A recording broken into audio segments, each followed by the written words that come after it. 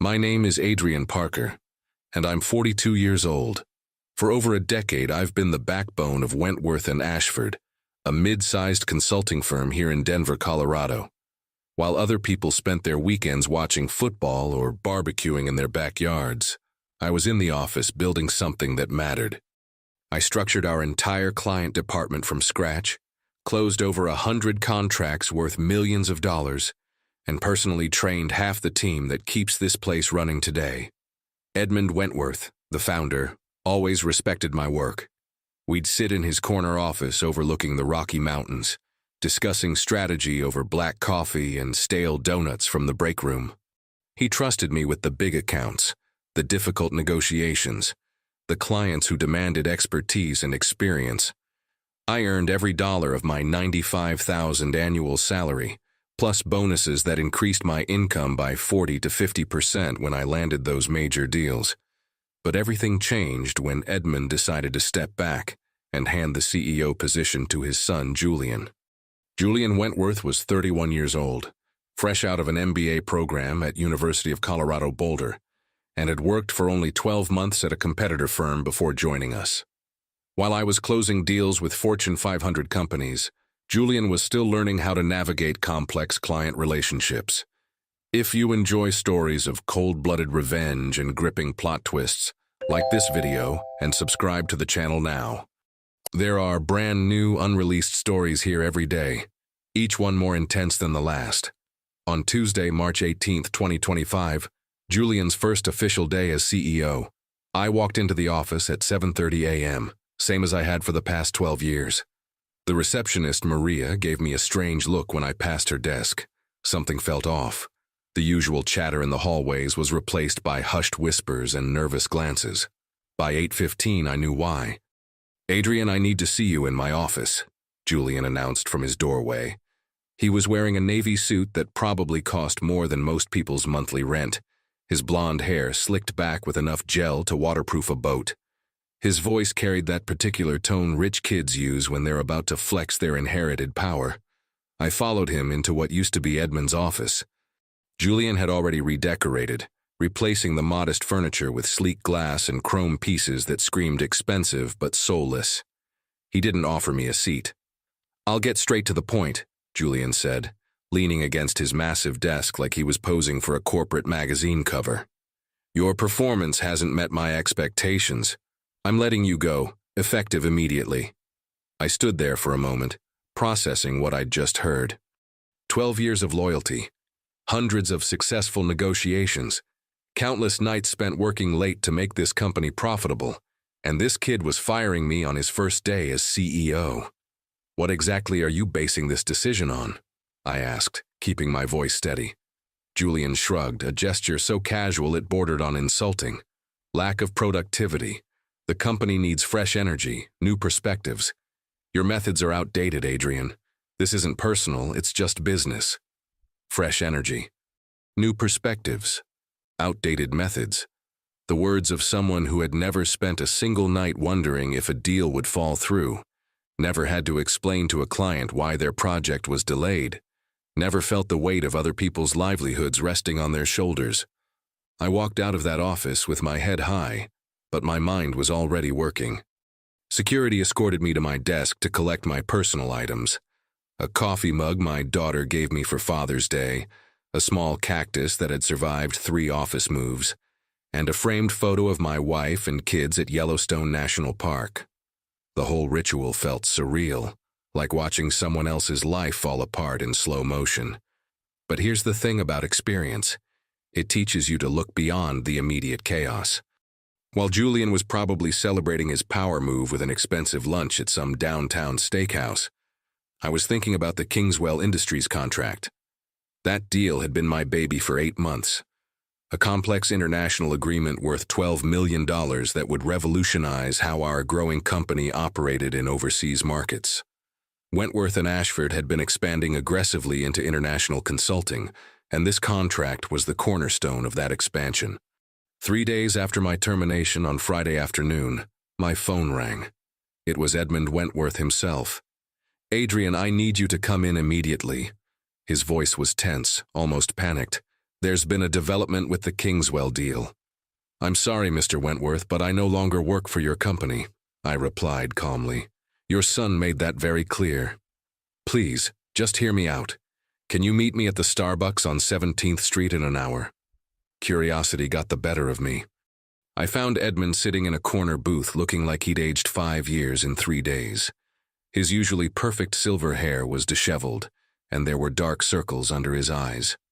Julian made a mistake, he said without preamble. A big one. The legal team discovered something in the Kingswell contract that we all missed. What kind of something? Edmund pulled out a manila folder and slid it across the table. Clause 17B. It specifically names you as the sole authorized negotiator for Wentworth and Ashford. Without your signature, the deal is void. I opened the folder and scanned the document. There it was, in black and white legal text that I'd insisted on months ago as protection against exactly this kind of corporate instability. The clause was ironclad. No Adrian Parker, no $12 million contract. The Kingswell executives are flying in from Dubai next week, Edmund continued. They're expecting to finalize everything. If we can't close this deal, Julian's first week as CEO will cost us more than most companies make in a year. I closed the folder and looked Edmund in the eye. What exactly are you asking me? Come back. I'll override Julian's decision. We need you. For 12 years, I'd been the reliable one, the guy who said yes to impossible deadlines and difficult clients. But this time, things were going to be different. I'll consider returning, Mr. Wentworth, but only under specific conditions. His eyebrows raised slightly. Name them. First, I want complete autonomy on the Kingswell deal. No interference from Julian, no second-guessing my strategy, no micromanagement. Second, I want it in writing that my position is secure regardless of who runs day-to-day operations. Third, I want a 20% salary increase and the title of Senior Strategic Consultant. Edmund didn't hesitate. Done. The following Monday morning, March 24th, I walked back into Wentworth and Ashford with a new contract in my briefcase and a very different attitude. Julian was waiting in the lobby, his face red with barely contained fury. "This is temporary," he hissed, as I walked past him toward the elevator. "Don't get comfortable." "Good morning to you too, Julian," I replied without breaking stride. The Kingswell meeting was scheduled for Wednesday, March 26th. I spent the next 2 days reviewing every detail of the contract, researching the cultural expectations of our Dubai-based clients, and preparing for what I knew would be the most important negotiation of my career. I even brushed up on my Arabic, a language I'd studied in college but rarely used in professional settings. Wednesday arrived with typical Colorado weather, bright sunshine and a crisp spring breeze. The Kingswell executives were impressive men in their 50s, wearing immaculate suits and carrying themselves with the quiet confidence that comes from controlling vast amounts of money. Their lead negotiator, Rashid Al-Mansouri, had flown in specifically for this meeting. Julian tried to insert himself into the introductions, but I smoothly took control of the room. "Assalamu alaikum, Mr. Al-Mansouri," I said, extending my hand. "Ahlan wa sahlan. Welcome to Denver." The surprise and pleasure on Al-Mansouri's face was immediate. "Wa alaikumus salamu. Your Arabic is excellent, Mr. Parker." For the next 4 hours, I conducted the negotiation with a precision that surprised even myself. I addressed their concerns about intellectual property protection, negotiated favorable payment terms, and demonstrated deep understanding of their market needs. When they raised questions about Denver's logistics infrastructure, I provided detailed information about our proximity to shipping routes and international airports.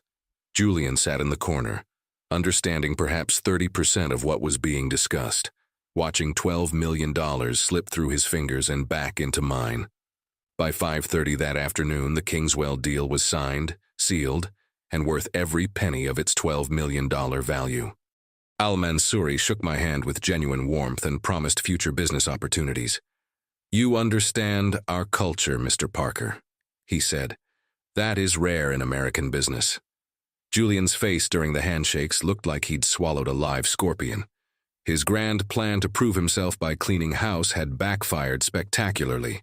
The son who was supposed to modernize the company had nearly destroyed its biggest deal in a single week. Edmund clapped me on the shoulder as the Kingswell team headed to their rental cars. Exceptional work, Adrian. Truly exceptional. But I knew Julian wouldn't let this humiliation slide. Rich kids don't handle being shown up well, especially by someone they've already tried to discard. I was proven right within 48 hours. It started small. Emails to clients that I supposedly sent but never actually wrote. Messages that contained subtle errors or unprofessional language that made me look incompetent. At first, I thought it was a computer glitch, or maybe someone had accidentally used my email template. But then I noticed a pattern. Sarah Martinez from Pinnacle Holdings called me directly on the following Friday morning. "Adrian, I got your email about rescheduling our presentation, but the tone seemed off. Are you feeling all right?" I hadn't sent any email to Sarah Martinez. I checked my sent folder. Nothing. But when I asked her to forward me the message, there it was, sent from my company address at 11:47 p.m. the previous night. The writing style was all wrong, full of casual contractions and informal language that I never used in professional correspondence. Similar incidents piled up throughout the following week. A report I'd supposedly submitted contained calculation errors that a high school student would catch. Project timelines that I'd allegedly revised showed unrealistic deadlines that made no business sense. Phone messages from clients complaining about my sudden attitude changes during conversations I'd never had. Someone was systematically sabotaging my reputation, and they had access to internal company systems to do it. I started keeping detailed records. Screenshots of emails I didn't send, voice recordings of confused client calls, timestamps of when I was actually in meetings versus when these mysterious communications were happening. Old habits from my negotiation training. Always document everything. The breakthrough came on a Friday evening, April 4th. I was working late, finishing up a proposal for a potential new client, when I heard typing from Julian's office. The building was supposed to be empty except for security. I walked quietly toward the executive wing and saw light spilling from under his door. Through the slightly open door, I could see Julian hunched over his laptop, his fingers flying across the keyboard. On his screen was my email interface, and he was composing a message to one of our biggest clients, writing in what he probably thought was my voice. And frankly, I'm not sure this project aligns with our current strategic objectives, he was typing. Perhaps we should consider alternative partnerships that better serve our mutual interests going forward. Translation: he was trying to make me sound dismissive and unprofessional to a client worth $3 million annually. I pulled out my phone and started recording. Julian was so focused on his sabotage mission that he didn't notice me standing in his doorway. For 10 minutes, I watched him send emails, modify reports, and even leave voicemails using a voice-changing app to impersonate me with clients. But Julian wasn't working alone. Rebecca Foster, his 32-year-old former sorority sister from CU Boulder, who he'd hired as strategic communications director, walked into the office carrying Chinese takeout and a bottle of wine. "How's Operation Make Adrian Look Incompetent going?" she asked, laughing as she set down the food. "Better than expected," Julian replied. "By next week, clients will be demanding his removal. Dad won't have any choice but to fire him permanently. What about the Kingswell contract? Won't that complicate things? Once Adrian's reputation is destroyed, I'll renegotiate the terms. Make myself the primary contact. Dad will see that I can handle big deals just as well as his precious golden boy." Rebecca opened the wine and poured 2 glasses. "To phase 1 of the Julian Wentworth era," she toasted.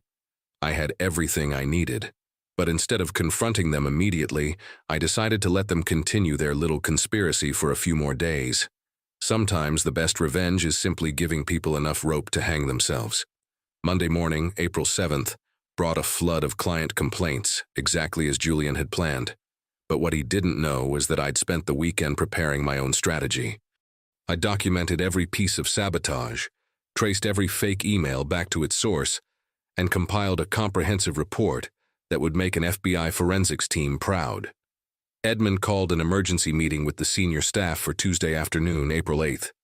Julian strutted into the conference room like a peacock, clearly expecting to present his case for my immediate dismissal. "Gentlemen," Edmund began, "we have a serious problem. Several clients have complained about erratic behavior from one of our senior consultants. Julian, you requested this meeting to address the issue." Julian stood up, straightening his tie with theatrical precision. "Unfortunately, Adrian Parker's recent performance has been concerning. We've received multiple complaints about unprofessional communications, missed deadlines, and generally inappropriate conduct." He opened his laptop and started displaying screenshots of the very emails I'd watched him create. "As you can see, these messages are completely unacceptable for someone in Adrian's position. I believe we need to take decisive action before this damages our reputation further." The room was silent. Edmund looked genuinely troubled. The other executives shifted uncomfortably in their chairs. Then I opened my briefcase. "Before we make any decisions," I said calmly, "I think everyone should see the complete picture." I connected my laptop to the conference room projector. The first slide showed a timeline of every suspicious email, phone call, and report that had allegedly come from me over the past 2 weeks. "Julian is correct that there have been communication issues," I continued. "But the source isn't what he's suggesting." Julian's confident expression began to waver. "Adrian, what exactly are you implying?" Instead of answering, I played the video I'd recorded Friday night. The room filled with Julian's voice. "How's Operation Make Adrian Look Incompetent going?" Followed by Rebecca's laughter, and their entire conversation about sabotaging my reputation. The silence that followed was deafening. You could have heard a pin drop on the thick conference room carpet. Edmund's face had gone from concerned to furious in about 30 seconds. "Julian, is that your voice on this recording?" Julian's mouth opened and closed like a fish gasping for air. "Dad, I can explain. Adrian has been undermining my authority since day one. I was just trying to—" "You were just trying to frame a loyal employee," Edmund interrupted, his voice deadly quiet. "You used company resources to impersonate a colleague, damage client relationships, and destroy someone's reputation." I advanced to the next slide, showing the digital forensics report I'd compiled. Every fake email can be traced back to Julian's computer using timestamp analysis. IT security logs show his access to my email account outside normal business hours. The voice messages were created using a commercially available app that leaves digital fingerprints. Rebecca Foster, who had been sitting in the corner trying to become invisible, suddenly stood up. "This is all circumstantial. You can't prove—" "Actually, I can." I played another recording, this one of Rebecca's voice clearly stating her involvement in the conspiracy. While workplace recordings require careful legal consideration, the evidence of system abuse and fraudulent communications is overwhelming. The head of our legal department, Margaret Stevens, cleared her throat. "Edmund, this constitutes fraud, harassment, and potentially criminal impersonation. We need to involve law enforcement and conduct a thorough internal investigation." Julian finally found his voice again. "You can't do this to me. I'm the CEO of this company. Dad, you can't let them destroy everything I've worked for." Edmund stood up slowly, his face a mask of controlled disappointment. "Julian, you destroyed it yourself. In 3 weeks as CEO, you fired our most valuable negotiator, nearly lost our biggest contract, and then launched a criminal conspiracy to cover your mistakes." The board meeting that followed was swift and decisive.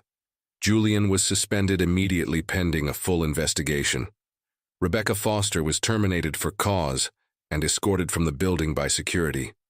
The evidence was so overwhelming that Julian's lawyers advised him to resign rather than face potential criminal charges.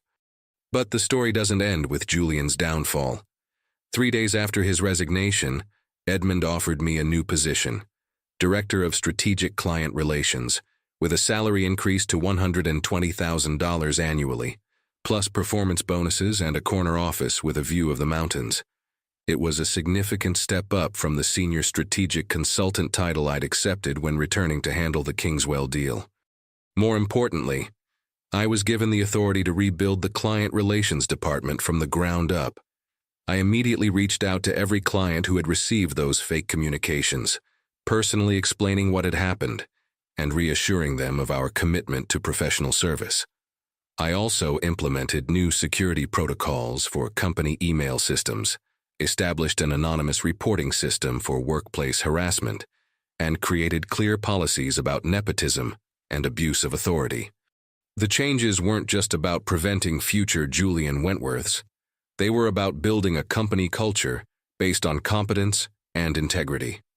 6 months later, by September 2025, Wentworth and Ashford had its most profitable quarter in company history. The Kingswell Industries contract led to 3 additional international deals worth over $18 million combined. For a mid-sized consulting firm in aggressive international expansion, this represented a historic leap in revenue that transformed our entire business model.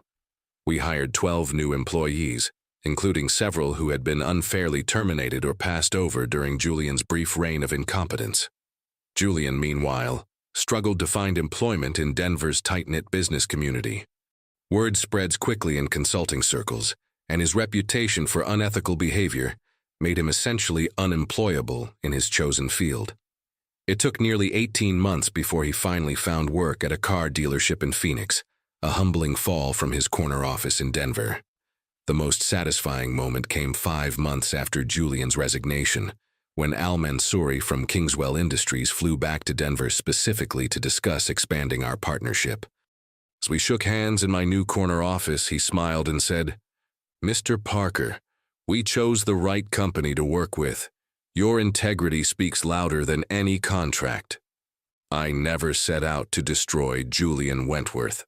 I simply refused to let him destroy me. Sometimes the best revenge isn't revenge at all. It's competence, patience, and letting people's own actions determine their fate. Experience taught me that bullies often defeat themselves if you give them enough time and rope. Julian's arrogance and insecurity led him to make increasingly desperate decisions that ultimately exposed his true character to everyone who mattered. Today, Wentworth and Ashford is stronger than ever, built on a foundation of mutual respect and professional excellence rather than inherited privilege and corporate politics. And me? I'm exactly where I always belonged, doing the work I love with people who value what I bring to the table. If you enjoyed this story, please like this video and leave a comment telling me what you thought. And if you're not already subscribed to the channel, please subscribe and hit the notification bell to get alerts for new stories like this one. Thanks for watching, and I'll see you in the next one.